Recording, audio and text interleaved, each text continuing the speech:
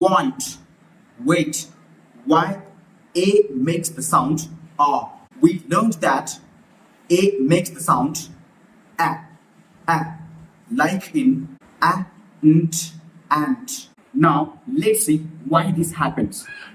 When A comes after W, it makes the sound A. When A comes after W, it makes the sound A. Now look at these examples. Okay, look at these examples. B, a, nt, want. B, a, ch, watch. B, a, sh, wash.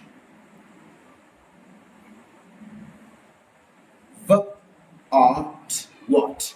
Not what. WH together makes sound W. V, a, t, what.